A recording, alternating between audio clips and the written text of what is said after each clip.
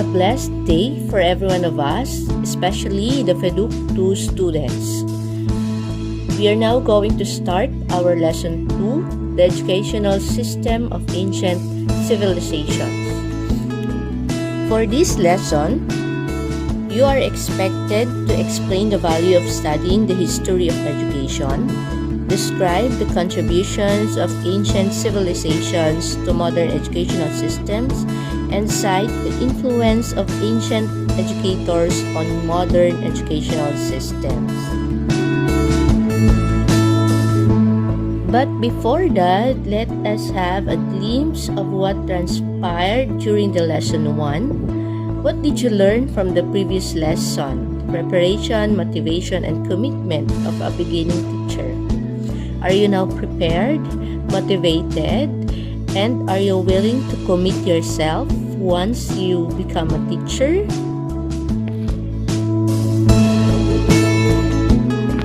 So I do believe that commitment follows when you are prepared and motivated to do something that you really want.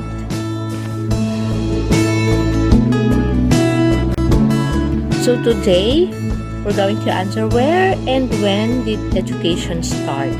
Of course, we have two opposing views concerning the origin of education. We have from the evolutionism and creationism.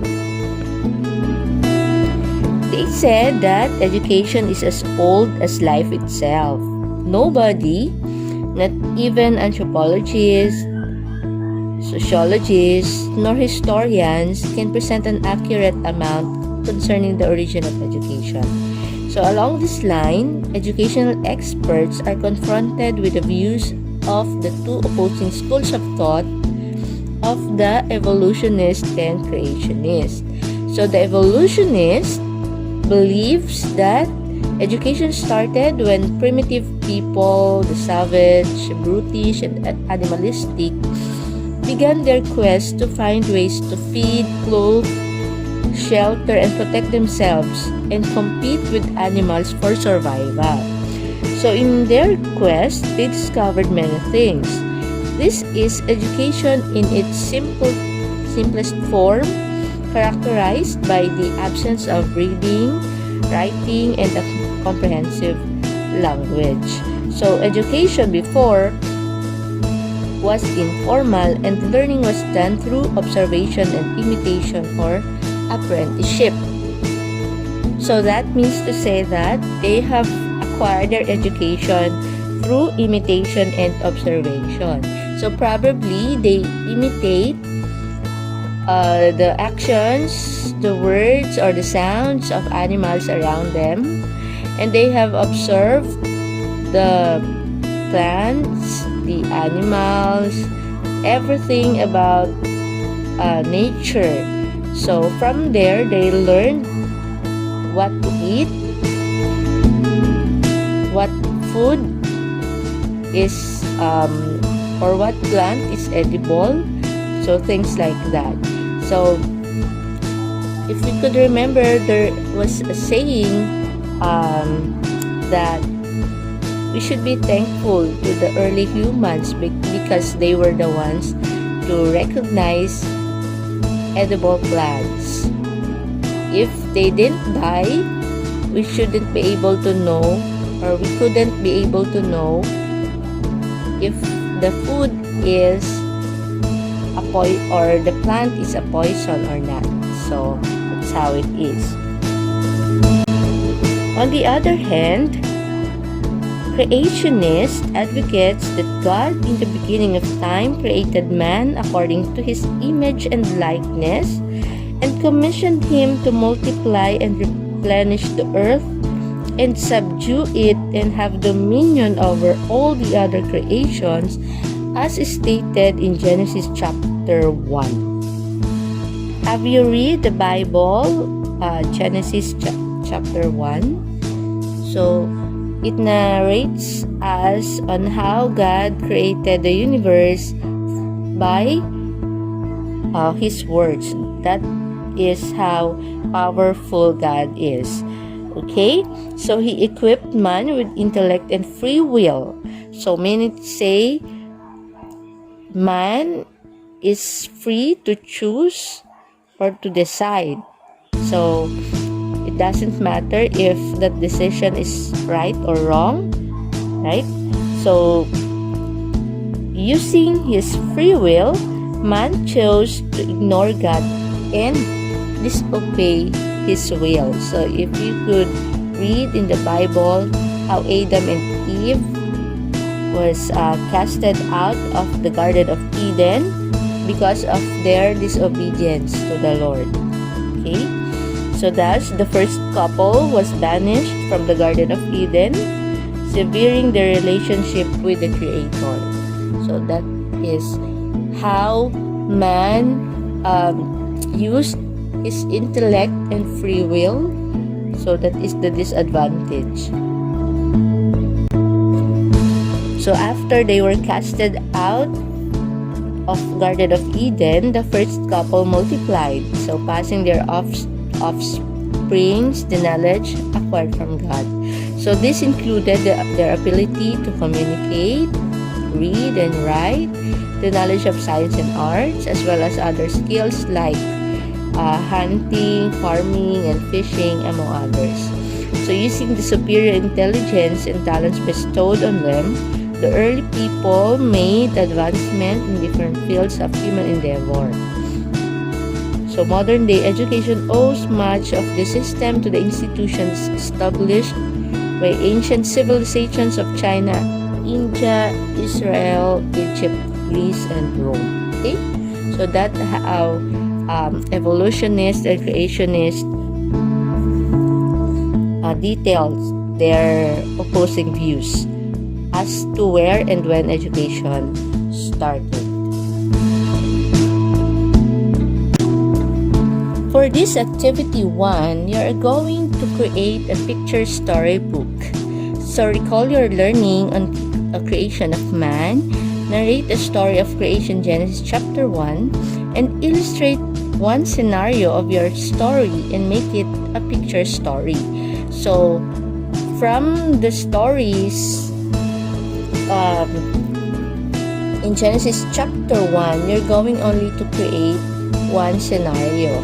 So that will be your picture story. So you have 20 minutes for this activity. So time is up. We'll now proceed to the Chinese education. What is aim or what's the purpose of Chinese education? The Chinese education was aimed at selecting and training people for public service. Thus, it put emphasis on the molding of one person's character and the inculcation of ethical and moral values.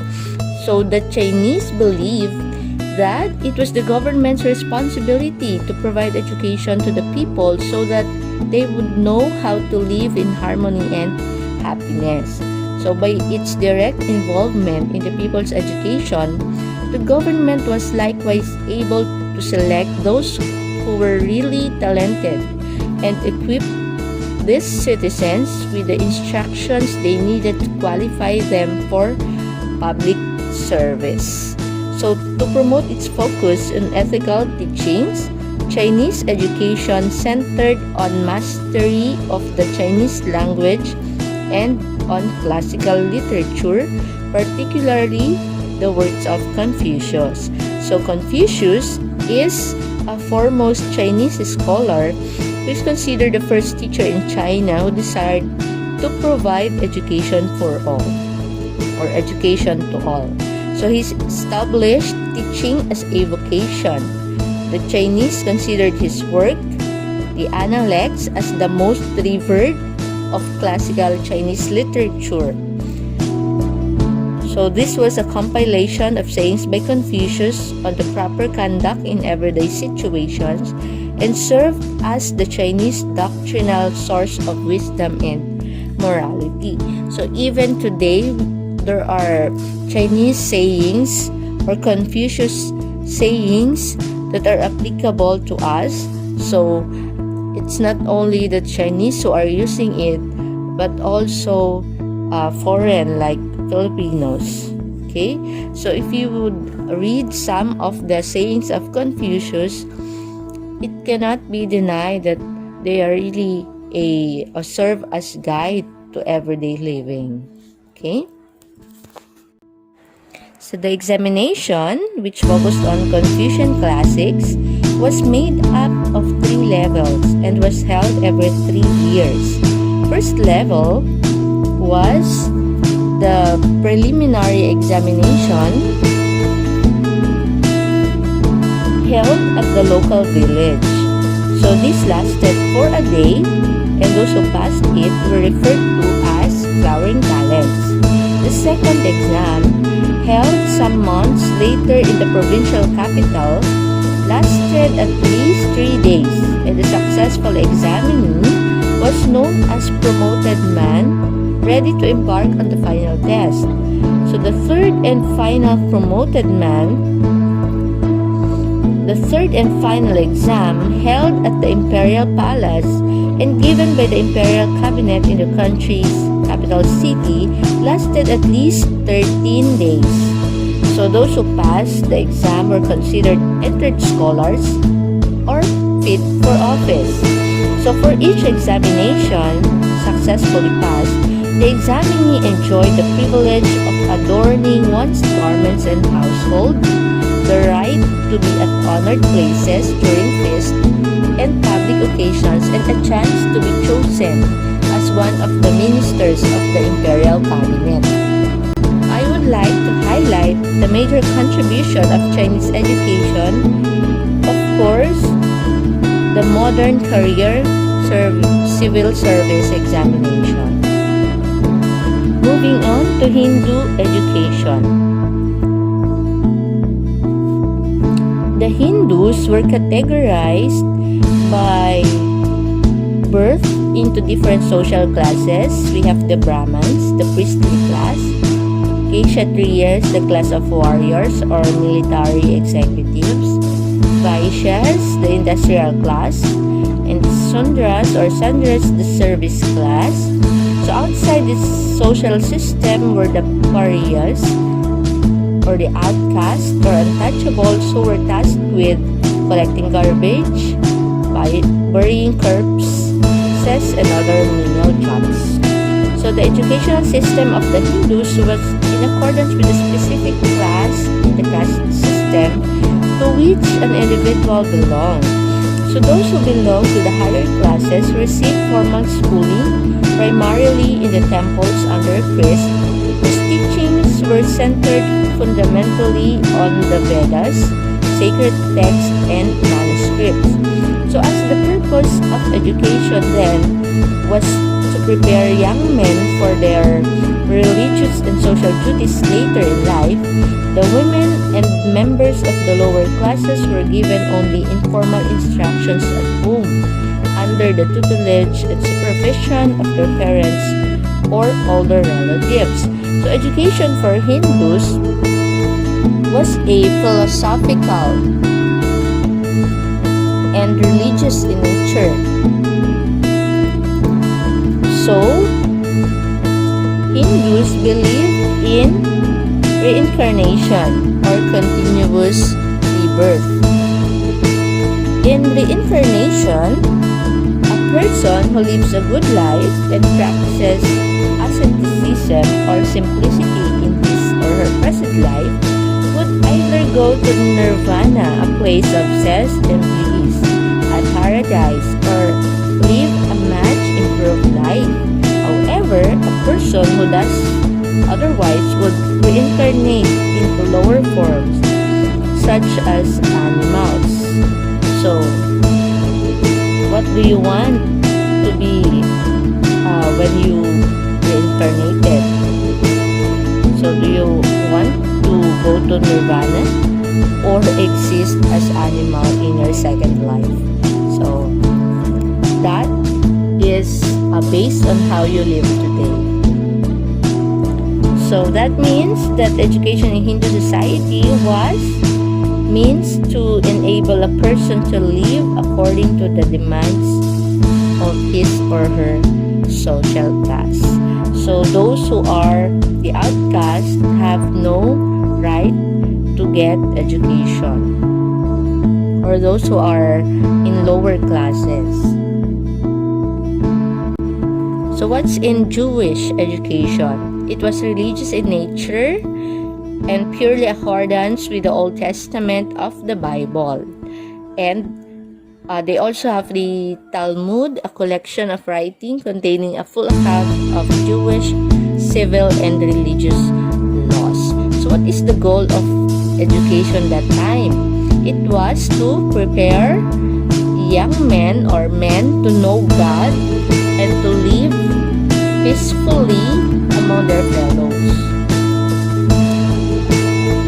Their education did not emphasize the 3 R's, because during the time, children received instruction from their parents in their homes. Every father was expected to teach his son his trade secrets and his profession. So, however, during the New Testament period, schools called synagogues were established under the rabbis to assist parents in educating their children. So, parents sent their sons to synagogues to learn the scriptures. Boys attended the synagogues from age 6 or 7 until they were about 12 years old. So parents who wanted further training about the law for their sons sent them to Jerusalem. So what is the setup during that time? So school was a year-round session held daily from sunrise to 3 o'clock in the afternoon. So there was only one classroom where all students gathered. So the rabbi or their teacher sat on a low platform with the students seated at his feet. So there was individualized instruction. The rabbi worked with student or a group of students. The other students kept themselves busy with their respective studies. So students were required to speak out loud as they read and memorize their lessons. Memorization was done to lessen the chance of the student forgetting the lesson. So, do we still have memorization today? Do you think it is still applicable? So, that is the question. Education in ancient Egypt. Egypt has been known as the gift of the Nile.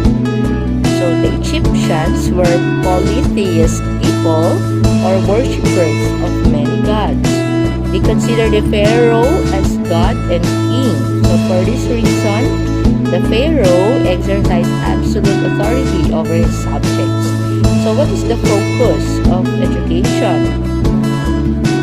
Priests and scribes acted as teachers to the children of the noble class, conducting their classes inside the temples as they taught the basic of writing, reading, vocational training, and good conduct. So the education of the children of the fellahin or lower class was undertaken by parents in their homes and in the fields or other places of work through apprenticeship. So as a whole, Egyptian education was highly practical and empirical. So the Egyptians studied only the subjects that could be applied to their daily lives. They were mentally obstinate and reluctant toward furthering their education. The sons of nobility only wanted to be educated so as to hold high positions in the government and to avoid severe punishments which children of the lower class suffered. So Egyptians provided the modern world with the basic foundations of education: art, music, literature, math, engineering, architecture, and other fields. So the Egyptians around 3100 BC devised a system of picture writing called hieroglyphics, so they may represent the objects which they stand for. So hieroglyphic symbols usually represent a sound or a group of sounds. This development gave rise to the class known as scribes, a group of men trained in the art of writing. In the fields of engineering and architecture, The Egyptians were considered superior, as manifested by the Great Pyramid that still stand firm and proud until today. So the construction of pyramids involved land surveying and leveling, stone drilling and hauling, transporting, lifting of at least 2.5 tons of stone blocks. So this task involved skills in geometric accuracy and analysis of problems. They also introduced the concept of irrigation that required the construction of hundreds of miles of dikes and storage basins, in effect timing the flow of water from the source to its destination. They predicted the coming of floods in the Nile based on the movements of and positions of the sun, stars, moons, and other heavenly bodies. They also devised a calendar made up of 24 hours a day, 7 days a week, 12 months of 30 days each, with 365 days in a year. The Egyptians also excelled in medicine, for they were able to explore human anatomy thoroughly. Their outstanding mummification of their dead attests to their medical expertise. So, Egypt had a remarkable and outstanding educational system in ancient times. Right?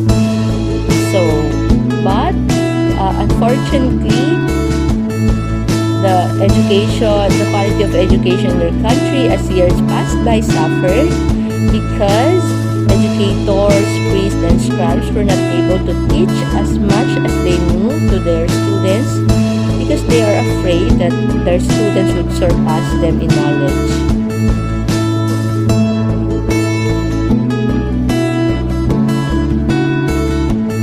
Let us move on to Spartan education. So Sparta was the largest polis in Greece. It was purely a military city-state that exercised totalitarianism over its subject.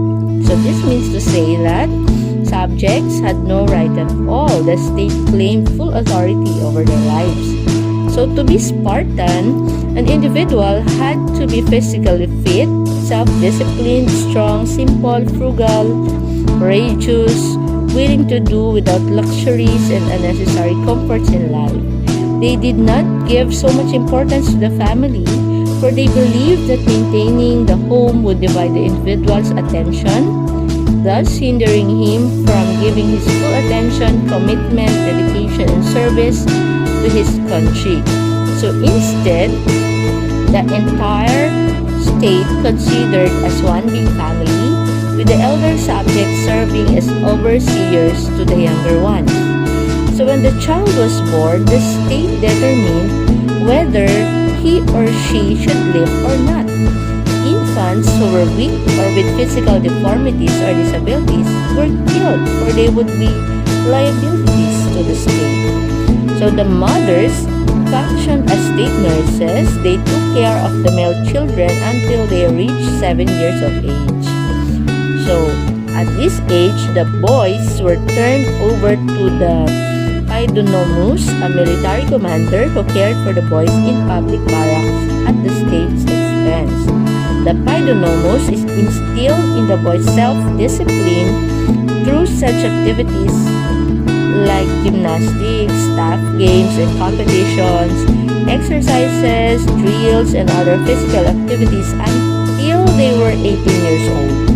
So they were given a schedule of activities which they followed strictly. At age 16, the boys were given professional military and warfare training. At 20, they were assigned to a frontier for actual war experience. So those who survived the battle at the age of 30 were allowed to return to Sparta. So that is the right time for them to get married, so that they can propagate their race and produce more soldiers. So there was minimal intellectual training for Spartan male because their focus is for military training. Okay? So education of Spartan girls was limited to instructions given by their mothers. So, most particularly, they are doing domestic chores, taking care of infants, cooking, nursing the sick, and other activities. So respect and reverence, as well as total submission to state laws and obedience to elders and authorities, were expected from every Spartan. And Spartans devoted their whole time and attention to the art of warfare as they prepared for battle. So, Spartans stressed the importance of education. They saw it only a means to provide an individual with physical superiority, courage, endurance, loyalty, and inculcate the submission to state authorities and laws. So that is how Spartan educational system described. For the Athenian education, we have the Latin expression mens sana and corpore sano, which means sound mind in a sound body. So that was the ultimate goal of the Athenian educational system. So of course, Athenian education, or Athens, is the direct opposite of the Sparta. Of course, when it comes to the educational system and the purpose of education, if you could recall, the Spartan focuses more on military training, unlike the Athenian. They focused on a democratic and free society. So of course, since this is the opposite of Spartan education, they focused, or they give much importance to the family. They preserve it as a means of developing and shaping personality. So, all schools in Athens were private and controlled by private citizens. So, the training of boys was done separate from that of girls. So, the education of a boy during the first 7 years of life was wholly in the hands of the family. The training was practically physical, and primary concern was to develop a well-rounded personality and a manly physique.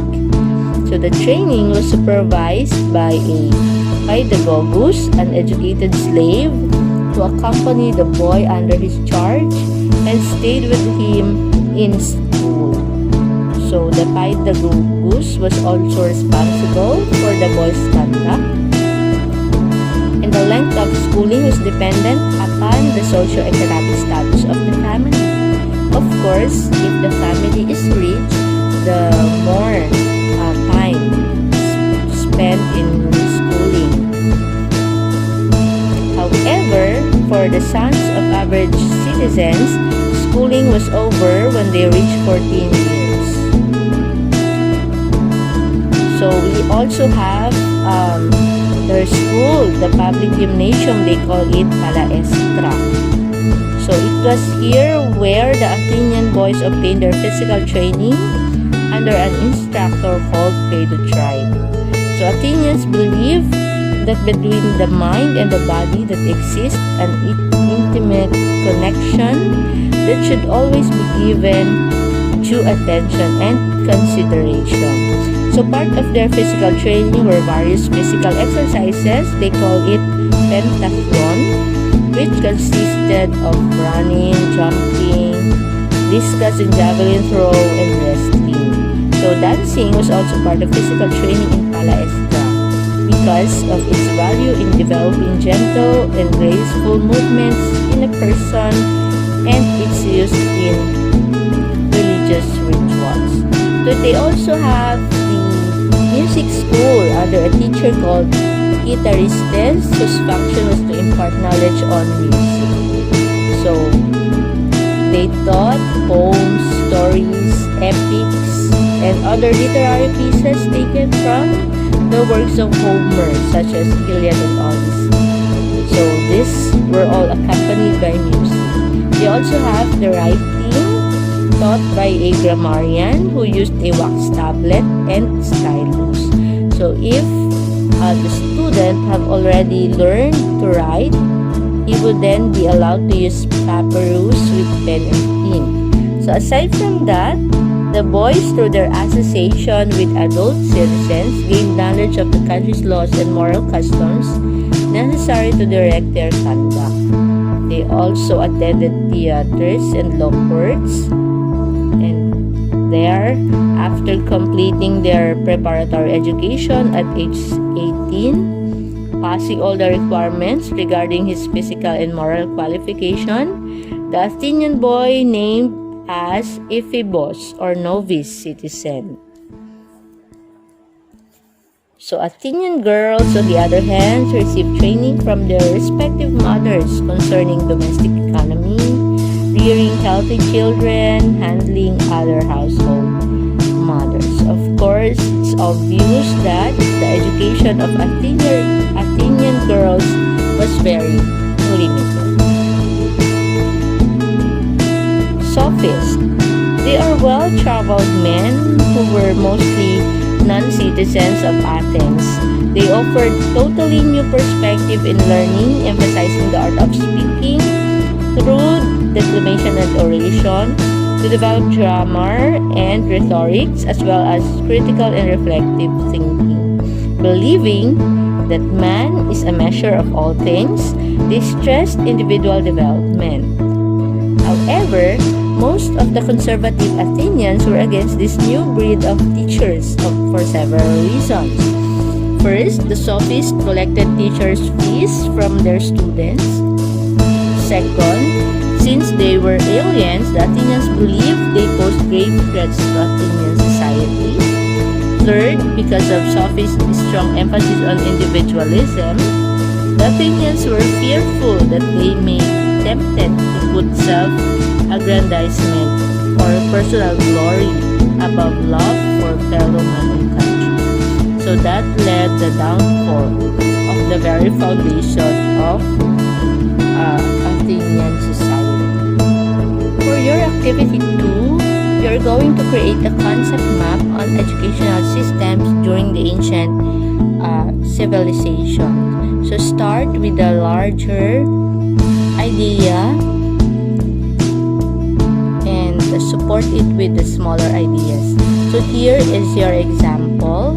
If you start with circle, all the remaining smaller ideas would be circle.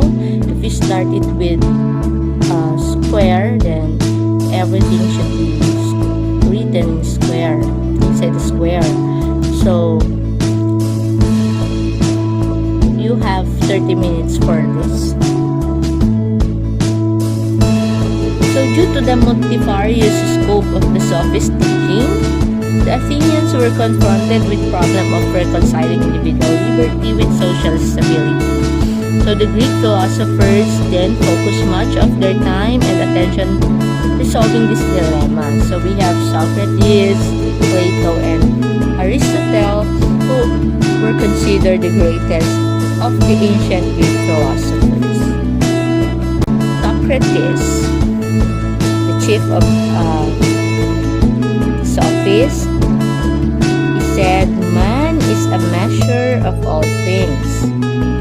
He declared that before using a measure of any kind, one should fully understand it. Also, naughty shuton, or know thyself. To Socrates, knowledge is virtue, and all virtuous actions are based on one's knowledge. So meaning to say, the more knowledgeable you are, the more virtuous you are as a person. So the higher the knowledge, the higher the virtue. So whoever is enlightened must be virtuous. One teaching strategy that Socrates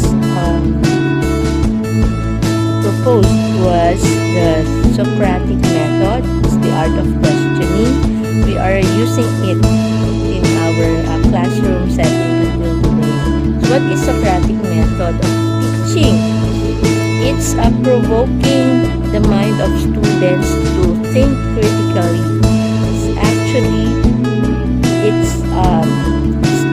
The strategy is to give sets of questions that would be reinforced by another sets of questions in the mind of students that would lead him to conceive the correct idea. So that is the strategy method. So for Socrates, knowledge is the basis of all right actions, including art of living and developing the power of correct thinking of the individual. So what can you say about Socrates saying that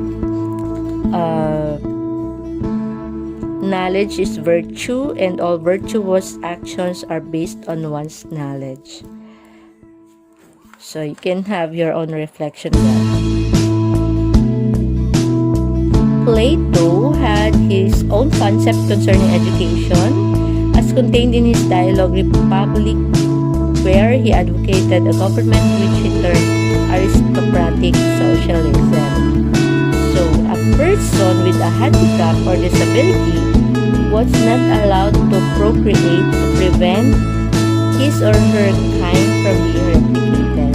So family life was abolished and the state decided whether a child should live or not.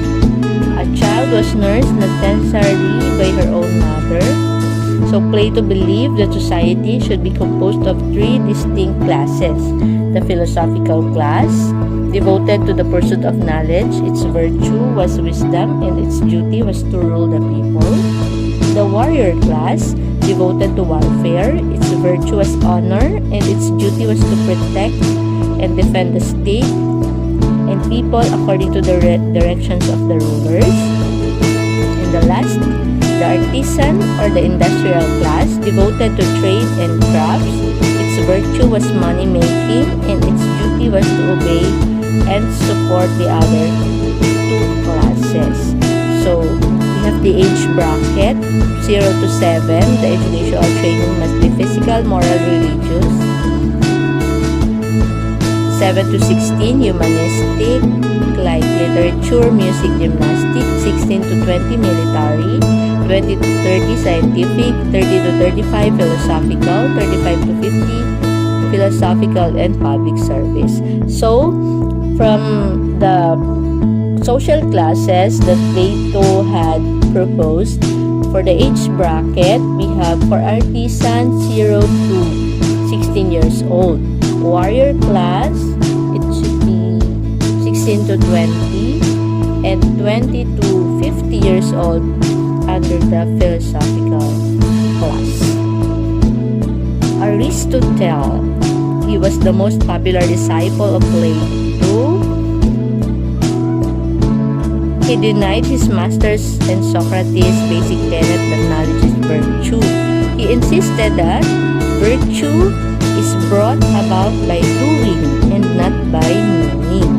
He further advocated that man is a social animal who must use and live according to his reason to attain his ultimate end, the summum bonum, or the supreme good. Virtue and happiness, he believed, could be acquired by man, guided by the principles of morality, which his reason explicitly tells him to be right, the association with his fellow men.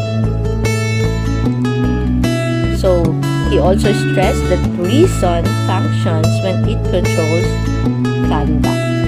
So, unlike Plato, Aristotle believed that family should be strengthened as it is the basic foundation of the state and provides the first educational experience of the individual. So man, according to Aristotle, is composed of soul and body. The soul is made up of irrational elements like appetites, desires, and passion, and a rational element, the intellect. In Aristotle's educational system, the individual was given basic education at home from birth up to 7 years of age in preparation for formal schooling. At 7, he started formal schooling, which was devoted primarily to the training of the rational and irrational aspects of the soul. So this continued until he reached 21 years of age. At this point, attention was to the development of the body and of self-restraint. Moral education, or the training of the soul's irrational element, was primarily attained through music and literature. For students 21 years old and above, the emphasis of education was on scientific and philosophical training. The introduction by the Sophists and the methods and bitter opposition of Socrates and Plato paved the way toward the organization of higher education. So we have here the rhetorical school, philosophical, the universities of Athens and Alexandria. So what are rhetorical school? They were based on the ideals of the Sophists and established as a venue where man can think clearly, as a form of expression and not just a way to win an argument. So they serve to strengthen the art of speaking and leadership. The philosophical school. This were composed of the masters and their disciples. So of course, after the death of their masters, the students propagated their masters' teachings, eventually permanently establishing educational institutions. The schools aim to give students extensive training in philosophy, dialectics, logic, law, and other fields of learning. The universities of Athens and Alexandria. So, the university merged both philosophical and rhetorical schools.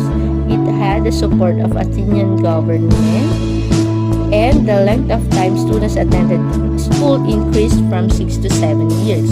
So, during this time, there were developments in universities, like, of course, the length of time of schooling from 6 to 7 years, and of course, the official religion proclaiming Christianity. We also have the library facilities, especially the University of Alexandria, founded by the Alexander the Great, and also the wide collection of manuscripts. So that can be found in the University of Alexandria. So also, it was in the university that the Hebrew scripture, the Old Testament, was translated into Greek by 70 scholars today, known as Septuagint. For the early Roman education, its first period coincided with the founding of the city of Rome. So at that time, education was carried out largely at home, and schooling was purely through apprenticeship and hands-on training. So the father taught his sons the duties, rights, obligation of a man, while the mother trained her daughters to carry out their household chores and religious duties. So they also have requirement for children, like to study and learn by heart the fundamental laws of the country, embodied in the laws of the 12 tables. So the laws of 12 tables included the civil, religious, political, and military obligations. They also have the Ludus, a primary school, where majority of the Romans sent their young boys there to learn reading, writing, and arithmetic. Of course, the 3 R's. For the Hellenized Roman education, of course, we have the Livius Andronicus. He was a Greek slave who translated the Odyssey of Homer into Latin. So Roman boys used this work as a textbook in reading and literature. So during these times, Romans finally conquered Greece, they robbed Greece many of her treasured books and art masterpieces and brought them to Rome. They even took Greek teachers as captives and forced them to teach the Roman students.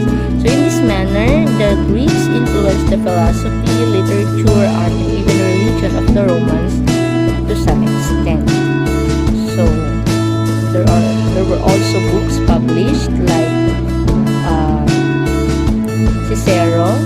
He had the De Oratore, in which he advocated the idea that the ability to speak and persuade people was of supreme importance in a public career and for leadership. So an orator should be a versatile man with a variety of experiences and exposure to the practicalities of life. So about the time Roman Republic was getting to be known as a mighty empire dominating the known world, the Roman educational system had become more organized and complete. So they have educational system, elementary, secondary, and higher education. For the elementary school, the school of the literator or teacher of letters is a modification of the traditional LETUS, from which Roman boys acquired their 3 R's under a pedagogus. So reading, writing, and counting were taught with the same methods as in the Greek schools. And as soon as the boys could read, they were sent to grammar school. So classes were not held in permanent structure. The school demanded no qualification from teachers who were under the supervision of freemen, poorly paid, and of low social standing. The grammar school became a definite educational institution with well-defined methods of teaching, having a fixed curriculum and public support. So grammar was a chief subject of study, but other subjects were literature, language, oration, and declamation. So the aim of school was to equip students with mastery of expression in reading, writing, and speaking, and prepare them for work in the rhetorical school. The teacher, called grammaticus, not only gave lecture, they also imposed severe discipline on errant and non-conformist students. So during the time, the most influential grammaticus was Quintilian. He wrote Institution Oratoria, a book which combines discussions on education with a study on the principles, scope, and styles of oratory. So Quintilian recommended the use of games and play in learning as well as in considering individual differences. And we have the last, the rhetorical school. So during this time, of course, if a boy came from a wealthy family, he could continue his schooling after the grammar school. And the Roman emperors had changed the educational system in a very much and considerable measure. Just like we have here the Emperor Trajan, who awarded scholarships to poor but deserving youth. Vespasian founded the Roman Library in the Temple of Peace and University of Rome. The Emperor Hadrian provided retired teachers with pensions and gave more attention to law and medicine than philosophy. Emperor Antonius Pius accepted all Roman teachers from taxation and military services. Emperor Constantine, the teachers during his time enjoyed the same privileges granted to teachers by his predecessors. The during the reign of Julian the Apostate, teachers were required to be licensed. They had to be certified. So under Emperor Gratian, all schools were subsidized and supported by public funds. He also created a salary scale or schedule for teachers throughout the empire, and during the time all schools were nationalized during the time of Emperor Theodosius. So, establishment of private schools was considered a grave crime punishable by laws. So there were changes in schools during the rhetorical school, and the power was in the hands of the emperor.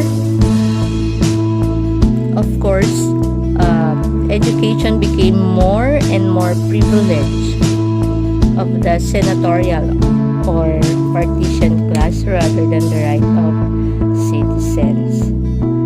So it's no longer aimed to prepare man for his practical duties. Instead, it became a way for him to shine in the society of deceit and vanity. It's because of the powers vested in the emperors. So that's it for the ancient educational systems. I hope you've gained information that you will be needing as you answer the succeeding activities. For your activity 3, you will write your reflections by answering the questions. Which of the ancient educational systems did you like the most? Why? What are the significant contributions of the ancient educational system to the present education in the Philippines? In studying the ancient educational system, what did you realize? What teaching methods will you adopt when you become a teacher? What kind of teaching and learning environment do you want to have in the future?